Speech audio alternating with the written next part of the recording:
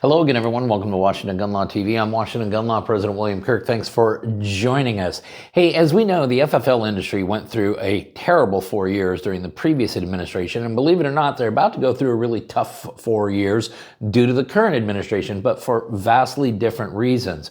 But we've had an opportunity now to check out an article. We'll talk about it during this video, which kind of broke down what did the ATF do to FFLs over the last 4 years, and in particular, what did they do in the last year of the Biden presidency? And so today, let's go through the numbers and let's talk about the ATF rule that was recalled too late.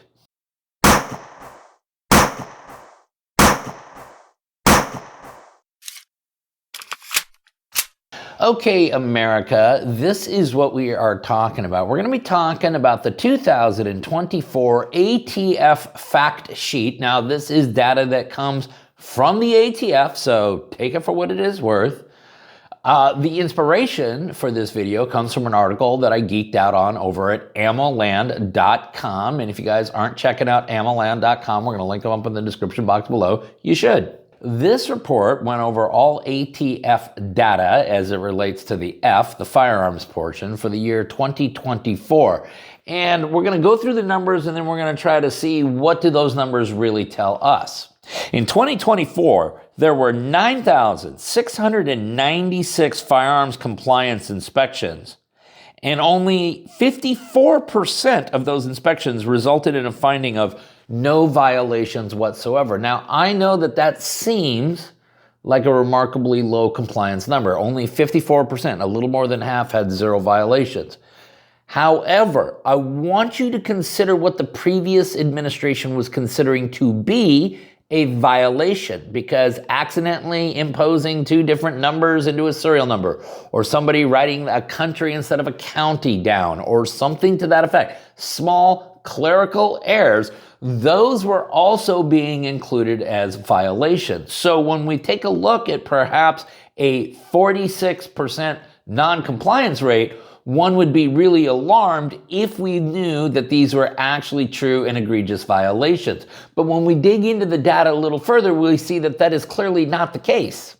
Because in the year 2024, there were 195 FFLs that were actually revoked. Now, that may or may not seem like a big number to you, but that is a 24% increase from the year 2023. But then in addition to the 195 licenses that were revoked, an additional 1,488 just surrendered their licenses or closed up shop.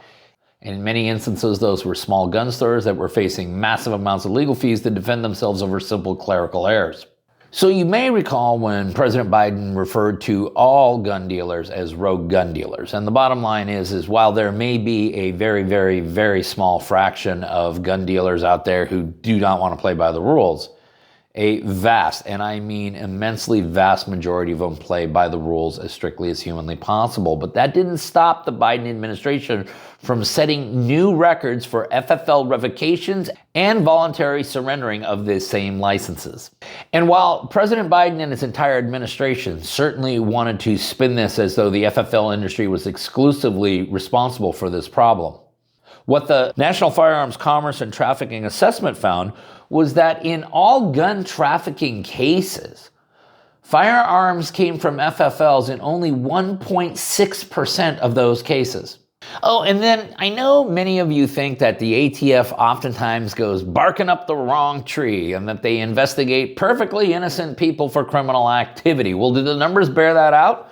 Well, it actually may, because here's what else the study found. The ATF initiated 24,208 firearm cases in 2024, but only 7,432 of those were recommended for prosecution. And then, of those that were recommended for prosecution, a much smaller portion were actually prosecuted. However, I will point out the successful prosecution rate was pretty good, because this is what else we found. Of the 7,432 that were recommended for prosecution, 4,744 actually resulted in indictments, and 4,126 ended in convictions, which is an 86% conviction rate, which is mildly below the nationwide criminal prosecution average, but still pretty darn high. But America, this is what I really, really want you to understand. And it's not me speaking here. I'm speaking on behalf of the FFL industry, and I'm really speaking on behalf of a lot of the small, independent, mom-pop operated FFLs that have been servicing rural communities for decades now. You see, they just went through an absolute hellacious 4 years where their rights literally were under attack at all times, and there was a large federal agency trying to drive them all out of business. And while business may have been good for some of them, it was not for others. Now, fortunately, we've had a significant change in the White House, but you don't have to take my word for this. Go ahead and talk to folks in the industry, or just go and take a look what happened between 2016 and 2020 when President Trump was in the White House the first time. Because there is a reason that something was called the Trump slump. And this is how it works, is you see, when you have a conservative in the White House, or at least one who's not threatening to take your guns, then there are many people in a lot of the states that still allow its citizens to live free like Americans that are really not concerned about having their firearms taken from them. It's not like their state government's ever going to try to do that. And now the federal government's not going to try to do that, at least while that particular president is in the White House.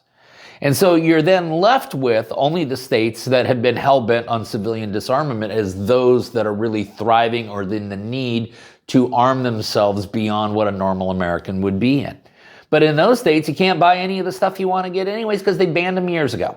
And so there is truth to the adage that the best gun salesmen in the history of America have actually been Democratic presidents. And so there was a slump in business for that 4 years. Then you go into the 4 years in which President Biden's in office and everything's completely screwed up beyond just in the Second Amendment.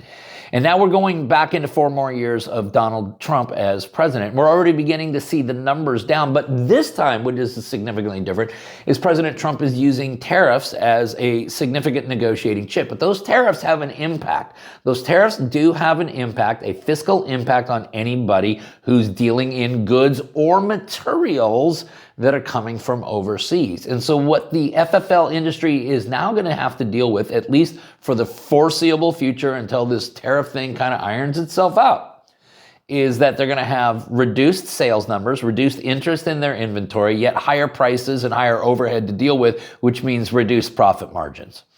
And so when you consider what they've been through and what they're about to go through, this is going to be an economically very turbulent and difficult time for the FFL industry. And so I'm bringing this all to your attention because I think that we, as the 2A community, have an obligation to support them. So I'm asking you to go out, stock up, shop local, shop independently owned, help our brothers and sisters in the FFL community out. Okay, listen, the article that we relied upon from AmmoLand will be linked up down below, as will AmmoLand themselves, so you guys can subscribe. You really should. If you got any questions about this or anything else related to what's left of our Second Amendment rights, you guys should know how to get a hold of Washington gun law by now, but if you don't, that's okay. That information down there in the description box. If you got an idea for a video we should be doing around here, all you got to do is click on that link right there and tell us all about it. If you want to subscribe to the monthly newsletter, the ability to do that is down there in the description box. And then finally, and most importantly, America, let's remember that part of being the lawful and responsible gun owner, like we talk about all the time here, is to know what the law is in every situation and how it applies to you in any instance that you may find yourself. Until next time, thanks for watching and stay safe.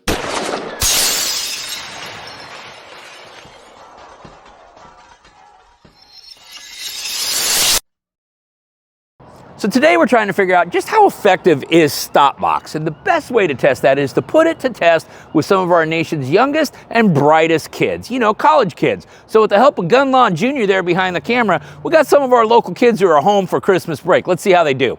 Okay, so why don't you give me your first name, your university, and what you're studying in? Yeah, Herbert, UW, engineering, civil. Eugene, studying computer science at Cal State Fullerton. My name's Melvin, I'm at WSU and I'm studying mechanical engineering. Sheldon, UW, quantum physics. Dude, what's going on here? You told me to get college kids. I said college kids. I didn't say engineering majors. I meant like soc, psych, poli-sci, something like that. What's going on? Science is what I could get. You need to hang out with dumber friends. All right, gentlemen, this is how this is going to work today. I have here $500. Okay, that'll buy you a lot of beer or pizza or whatever the heck it is you guys spend your money on. One of you gets into this box, the money's yours. Have fun.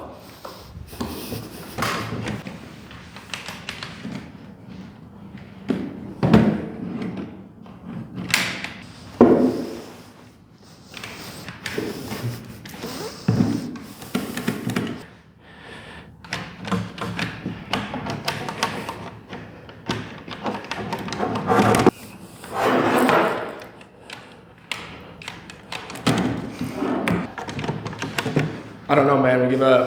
You guys are giving up, huh? Yep. Sir. Really? Okay, well. Looks like I get to keep the money, but thanks for being here, guys.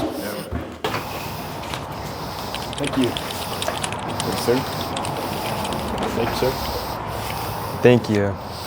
Hey, Sheldon, I read that paper you did about variability of measurements in quantum physics. Oh, yeah? So, man.